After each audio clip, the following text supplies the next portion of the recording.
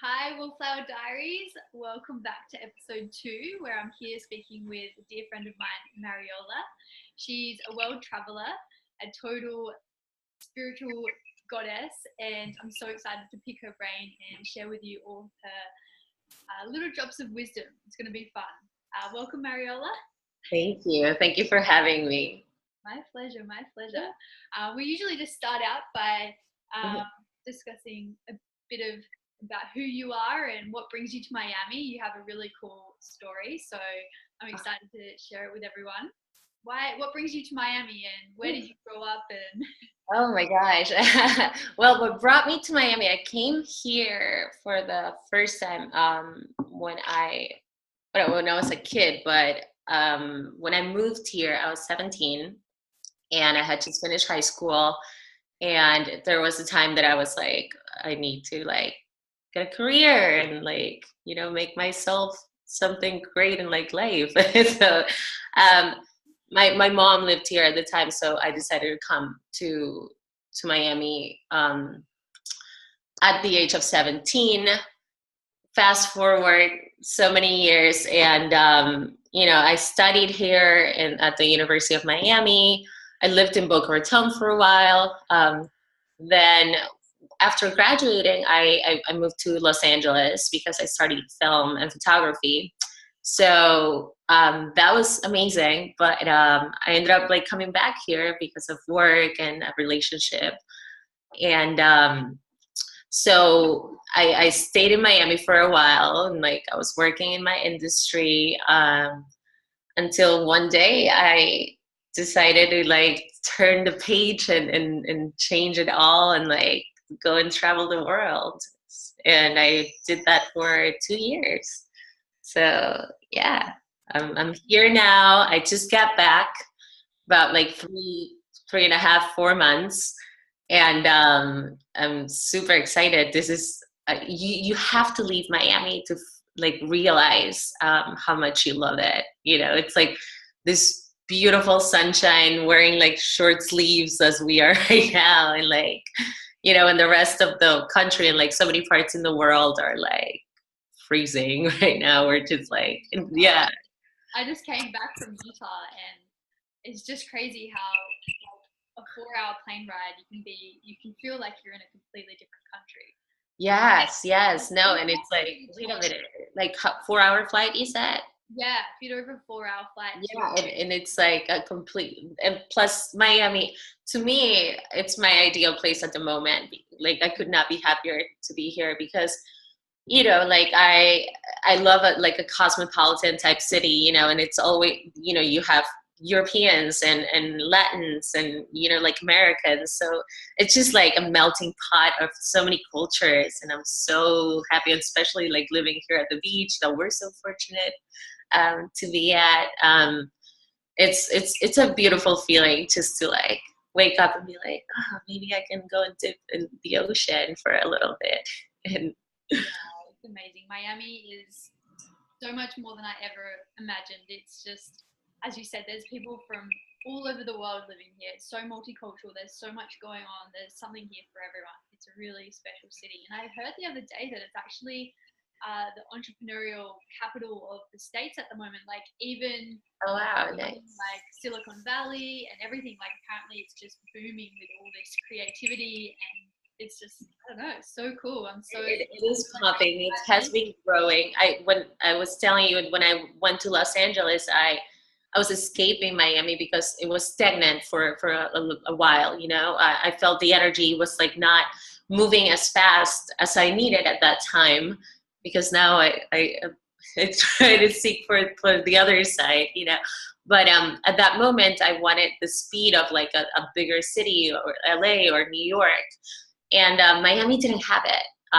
So it's very interesting for somebody that has been here for a while, such as myself, to see how much the energy, the vibe of the whole city has changed and renewed itself. And it just, I feel, I treat Miami as my friend, as a girl that's poppy, and it's she just went and like got a whole new wardrobe and like, you know, and started going to yoga and being like more fit and prettier. So I feel like that's where I'm at with the city. So I'm a little bit of like in love with it at the moment. So yeah, that's what brings me here. Because after 2 years of traveling, I was questioning. I was like, where do I want to go? And especially because I met amazing, beautiful people in the Sacred Valley in Peru, which is my homeland. I'm not from Cusco, but I'm from Lima.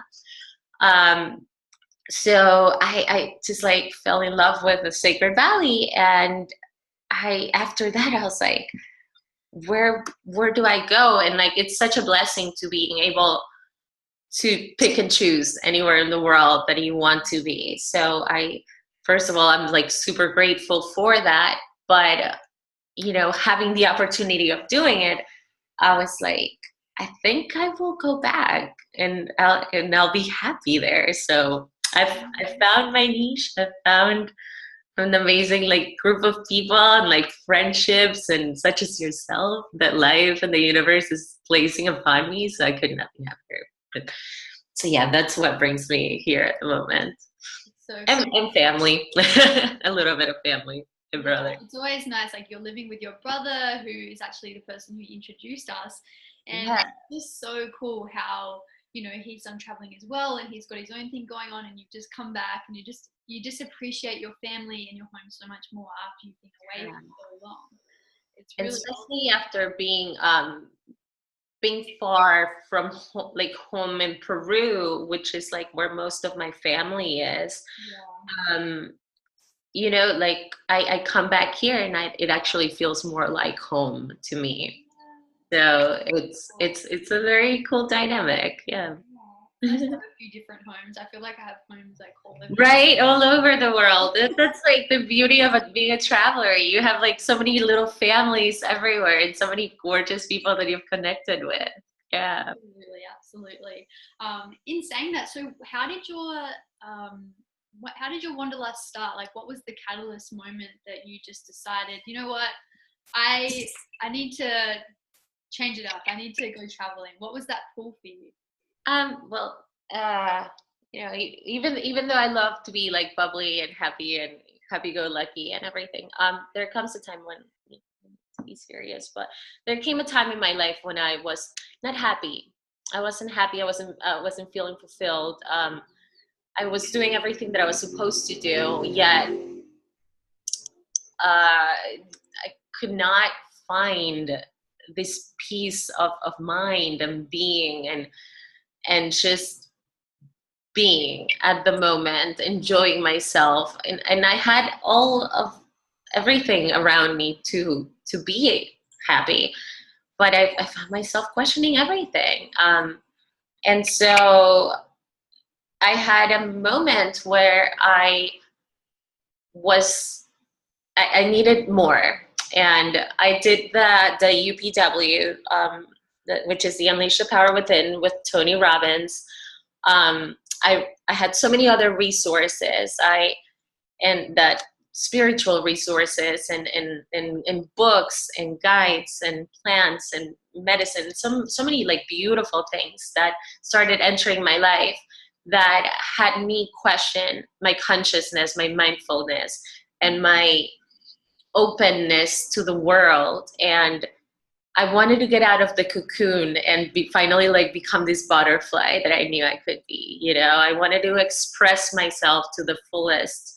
I'm a creative. I studied, as I told you, film and photo, and I wasn't feeling creative at the moment. And I don't know if people know, but like to an artist, that's one of the most crippling feelings. And when you cannot express yourself creatively, then that's our vital energy. So there's something that must be fixed.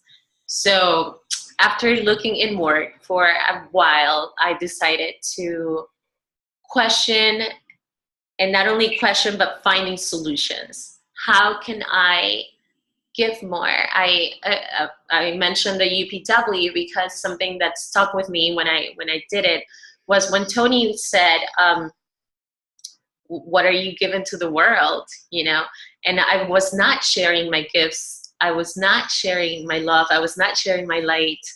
And, maybe I was, but it was to a very short extent. And so I decided to have a plan and to go and heal and like try to do something a little more meaningful.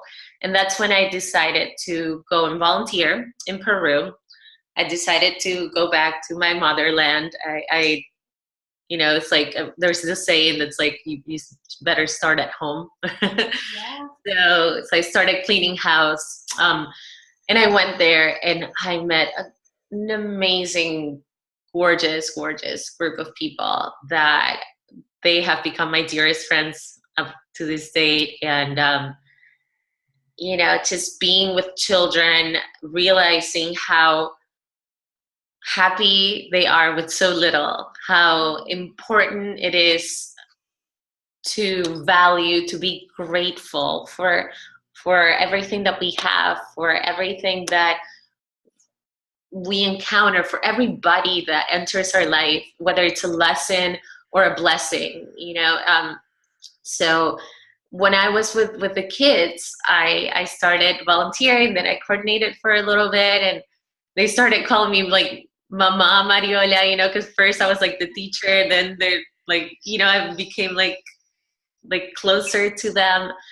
And it's such a beautiful experience that something in me changed, and I started counting my blessings every day and just becoming this, it's happened slowly, but I started becoming the person that I really wanted to be. So that's when my journey started about 2.5 years ago.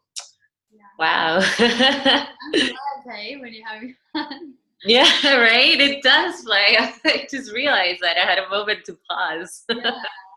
So in saying that, what do you think, what would you consider to be the 3 most important lessons that traveling has taught you in the past 2.5 years traveling?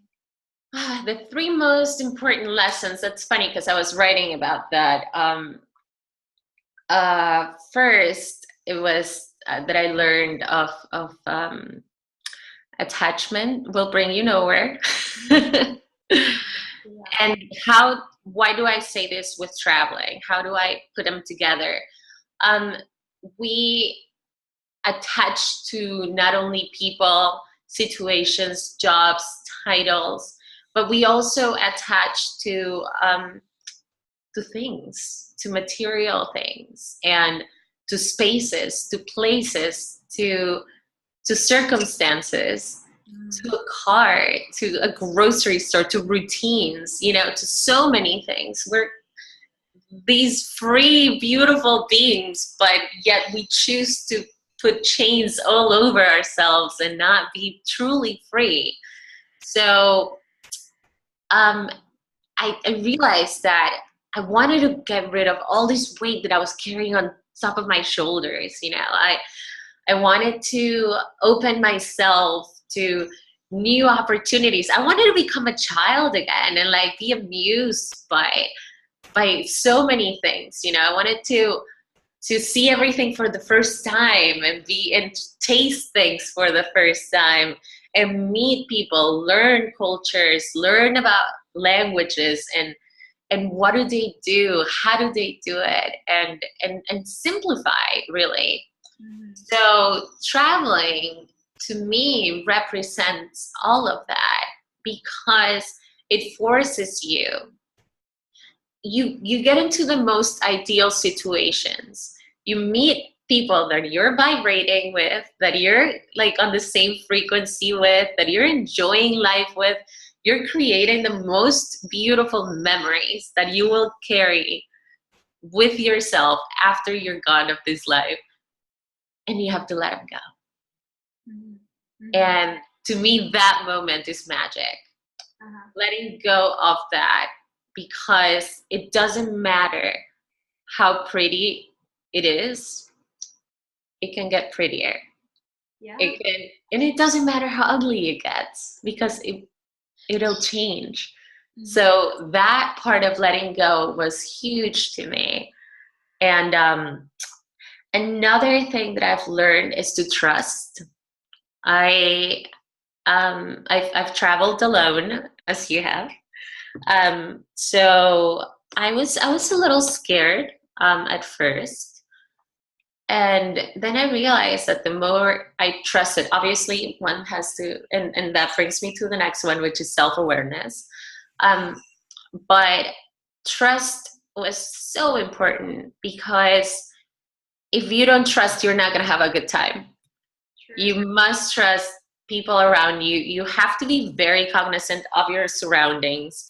Be careful with your belongings. But once you've taken all of the steps of security, or being safety, um, then trust is so important. So important to me. And patience is amazing, because when you're overseas, things not necessarily go the way that they go at home. Especially when you're in like Asia or even Miami time. Yeah, Miami time, what we were talking about before the interview. Yeah, things will not necessarily go the way that you're used to. But these are all parameters that we put on ourselves. And just to close that really quick, I saw a Matt Damon video the other day, where people were at restaurants, and they asked for water, and they told them, no, I'm so sorry, we don't have any water. It's going to take us 6 hours to get you some water. And they would they were appalled. They were like so frustrated and mean to their servers. And and then they had like a screen right next to them they hadn't noticed, and Matt Damon started talking to them, and he told them, like, there are people in the world that have to walk 6 hours to go get water. There are people in the world, that millions of people in the world, that don't have this basic necessity, yet we are so unconscious that we don't even look at this, and we demand this basic thing, right? So these are the things that I've enjoyed and loved the most about traveling. That's so cool. And I know you were just talking a bit about self-awareness. I would love for you to speak on that a little bit. I know it's very important to me, and I'd love to hear your perspective. Self-awareness is especially as a female traveler. I know we live in times where truth of the matter is that even if our societies are trying really hard to have our gender equality, it does not exist in the world. There, and in some parts of the world, like it is extreme. Where I was in Jakarta, and I didn't realize I had to like cover myself, because I was coming from Malaysia, which was very hot, and I was going to Bali, which was very hot, but I stopped in Jakarta, and I felt extremely inappropriate, because I wasn't aware of the fact that I had to cover up, that women cover up. So self-awareness, to me, it's such a huge concept in the spiritual way, but mostly in traveling, when it comes to just on this beautiful vehicle that we call our body, is be cognizant of your surroundings. Do research. Do know where are you going. Download the apps that are like so important. There's Maps.me, for example. Like that is like a little like hint for them, but it's great, because even if you don't have Wi-Fi somewhere, when you do, if you download these maps previously, then your cell phone doesn't need service to show you where you are, how you're moving. You can get your walking GPS, and it'll tell you exactly where you are. So in this time and age, I don't think that like tragedies happen all the time, but the more prepared that you are, in terms of your safety, the less that you have to worry, because you do everything previous to, so you're not worrying at the moment, and you're enjoying yourself fully when you're on the go and just being your free, beautiful self and like this wonderful islands or paradise, like or snow, wherever it is that you choose to be. But yeah, self-awareness to me is very, very important. Just trust, but also try to communicate everything, try to book things. If you don't feel safe, that's your gut, that's your soul speaking to you. So if that's something very important, and we must listen to it. And also, you know, just the less substances, aka alcohol, that you drink, the better. Because that everything goes out the window if that happens, you know. But that's a personal choice, I guess. For Well said, well said. So if you had 1 week to live and no limitations at all, how would you spend your last moment? wow, It's a loaded question, but it is a loaded question. everyone has such Well, different answers. It's awesome. my super conscious and mindful self tells me to just like go to like a monastery and meditate my way to the light and do yoga and like achieve that higher nirvana, you know. Yeah. But I would probably do 4 to 3, and I'm so sorry for the 3 part. The 3 day part would be the meditating towards the end.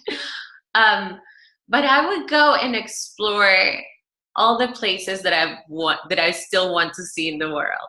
I would book like all these flights and just like go and being there in nature or at the very specific places that I want to be. I would do all the cliche stuff and you know, to yeah, just bring all these memories with me and fulfill that. Also, and you know, and the last 3 would be all about consciousness, and try to just expand consciousness towards my peers so they can continue with the mission that I was put on this earth to do, and help out, give, because I know that I will receive, but not just because of that, but it's just because I can only take my soul with me. So I would give it all. And yeah, probably just do a lot of spiritual work. Sounds awesome. Confidence or courage? What would you say is more important or useful in life? Absolutely confidence, because with confidence you have the courage to do things. Yeah. That's just the way I look at it. Yeah. So, confidence all the way. Yeah. Having self-belief in yourself and faith, like we are capable of doing unimaginable things. And we're limitless. We're this wonderful, beautiful pieces of God, and you know, like these beings can do and achieve and touch so many lives. We can change so much. That confidence, it's just believing in yourself, can bring everything to you. If you think of it in terms of unity with the universe, and it's a selfless act, because once you act with the universe, then everything else just falls into place, I feel like. Yeah, no, absolutely. It's like in harmony with each other. Everything just happens, like synchronicity and yes. Synchronicities are the best. Like us meeting. I know, like in the past few years, there's been so many serendipitous moments that have just like happened. I've just been like pinch me moments. I'm like, wow, that was really cool. Like, it's funny, the more kind of self-aware you become, the more that starts to happen. Like, it's such a cool concept that I've just like, every single day I'm like waiting for something cool to happen, and it does. It's like, I love that. the beautiful people that I've met here. Like, I moved to Miami not knowing a single soul. Not, and it's kind of hard to meet people at first, like especially because it's such a party place. There's a lot of Hispanics, and it's finding your little tribe of people can be hard. But once you do find them, and then they introduce you to their circle, it's like the most, like, I don't want to leave now. I'm like, Miami's my home. It's so cool. It's because of the people I've met, including yourself. So it's been cool. Thank you. But yeah, I often think, like, what would have happened if I never made the decision to leave my comfort zone and to leave, like, my tiny little hometown in Australia. Like, I was missing out on so many beautiful things. I know. I often think that, and I'm just like, holy moly, like, what a cool journey it's been so far. And what do you think about comfort zones? Like, how do you think that they like cripple people from achieving what they desire, or do you think it's a good thing for people to stay in their comfort zones? Yeah, definitely. To me, it's like it's the most crippling thing. I can only aspire to inspire by doing myself. And the thing that I've come to find out is that, well, first of all, to me, it's just fear paralyzes. And there's nothing worse than stagnant energy. And because if you are on the positive, you are on this high vibration. And if you are on the negative, then you're learning lessons. But if you are on dead energy, stagnant, non-moving, then that, to me, that's hell. Yeah. That's terrible. That is true unhappiness. That's what brings anxiety. That's what brings depression. That's what, people dwelling on the past and anxious for the future and not enjoying their now, not doing anything about changing what cripples them. So comfort zones, I'm always challenging myself to get out of them.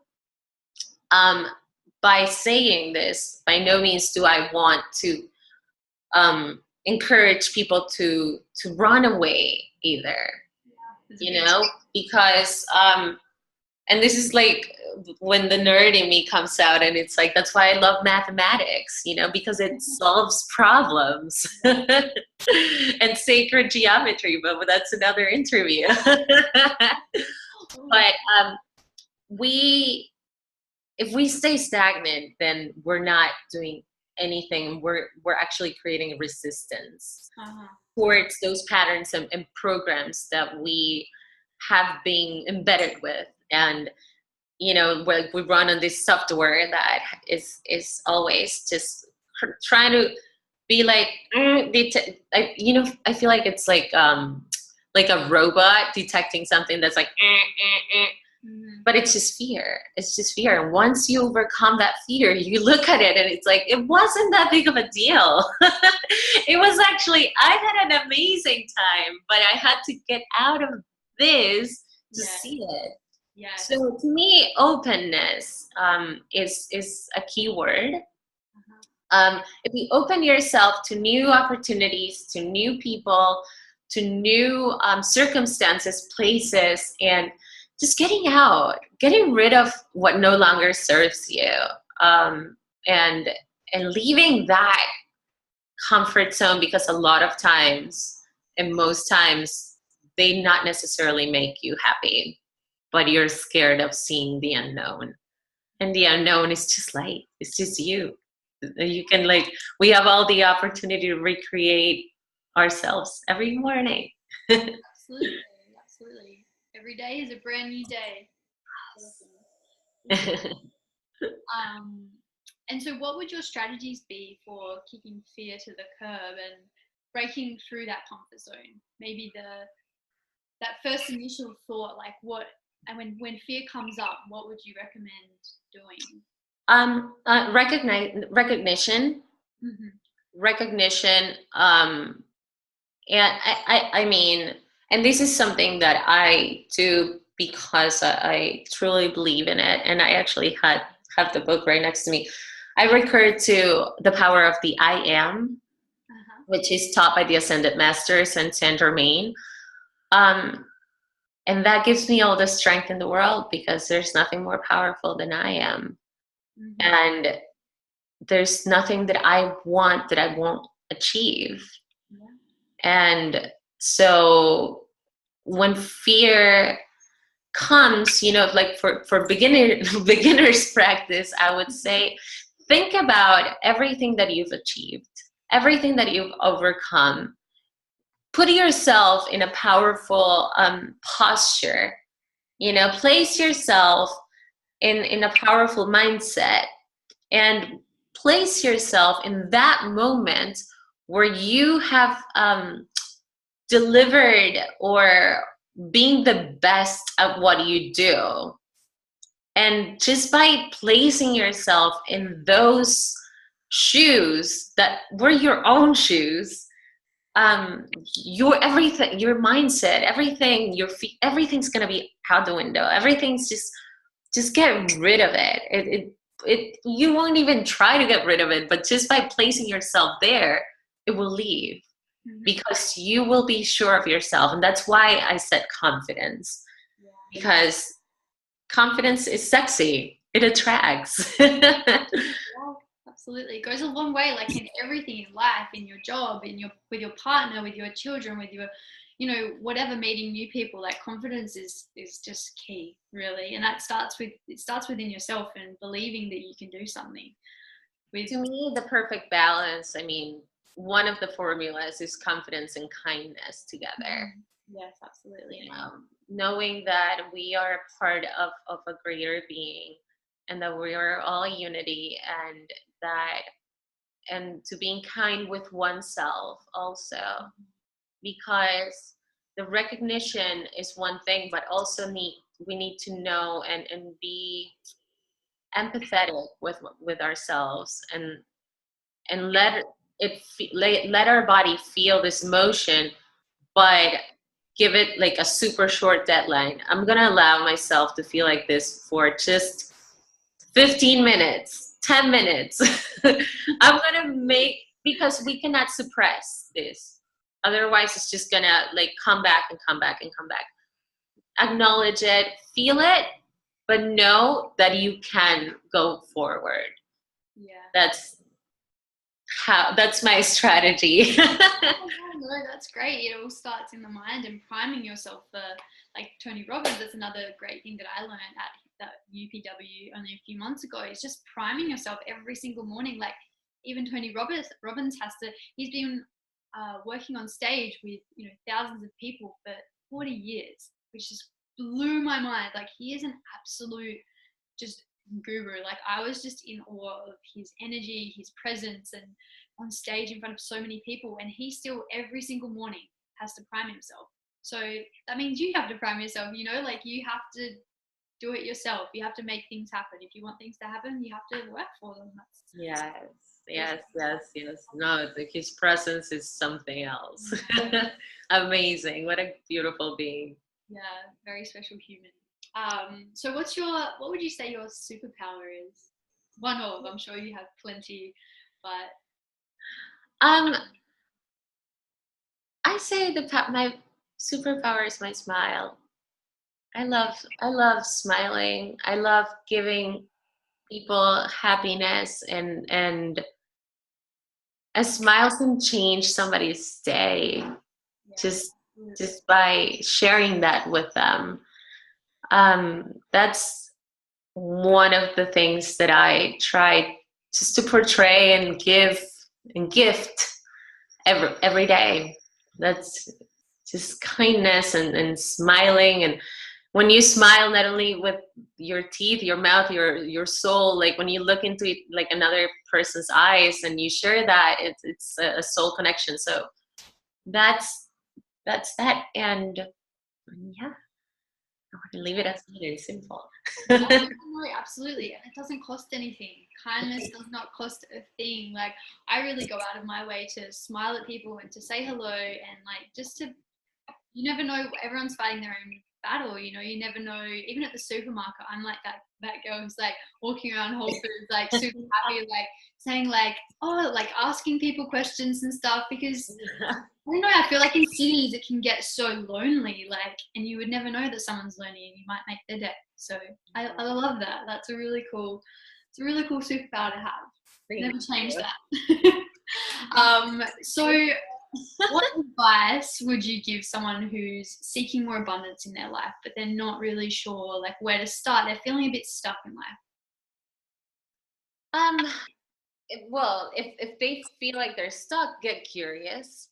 Get curious about your passions. Um, Abundance comes from things that we cannot see or touch. Abundance comes from our truth. When we start giving our truth to the world, abundance starts manifesting itself, because nobody can create what we can. And those who have said that everything has been said and done, no one will have your voice. So get curious about your passions, and then you'll find your passions. You know, curiosity is like the first thing that I say.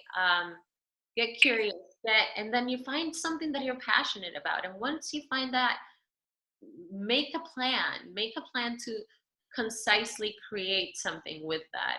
And once you create something with that, is that you're going to see people reacting to it. And everybody has a crew, everybody has an audience. You know, there will be people that it's one thing that you say is going to resonate with them. And they're going to identify, and they will come to you. And then that's how like truth starts expanding, and then you could just keep on coming up with like more projects, and you're passionate about it, so it doesn't feel like it's a job or anything like that. It's just like, that to me is just the right thing to do. I don't know.